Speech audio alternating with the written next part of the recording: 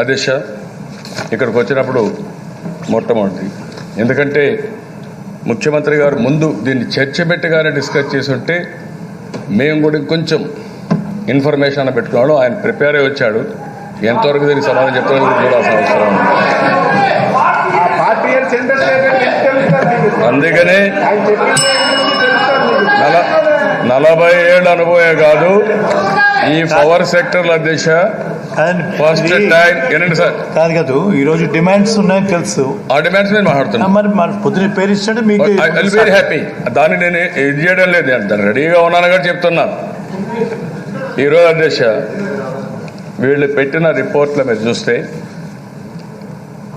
3,000 రూపాయలు సంవత్సరానికి నష్టం వస్తుందని, 3,000 కోట్ల రూపాయలు సంవత్సరం నష్టం వస్తుందని, అదేవిధంగా ఈ పీపీఎల్ అన్నీ కూడా ఒక పద్ధతి ప్రకారం జరగలేదని చెప్పి వీడు మాట్లాడే పరిస్థితి వచ్చింది.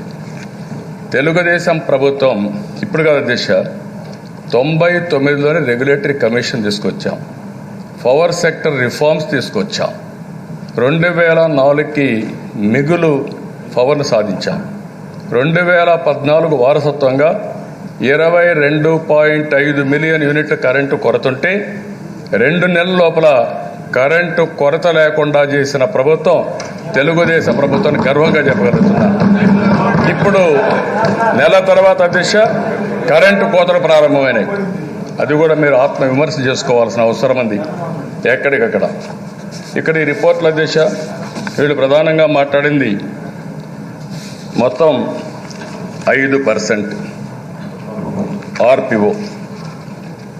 ఈరోజు మీరు ఒకసారి చూస్తే అధ్యక్ష 5%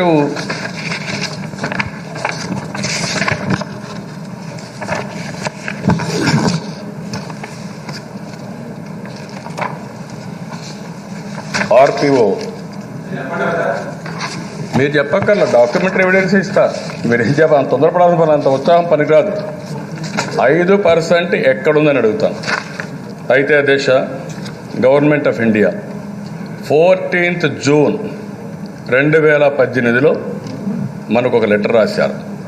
ఈ లెటర్లో మీరు చూస్తే long term growth trajectory of renewable purchase obligations for solar and non solar for a period of 3 years, that is 1920 to 21-22.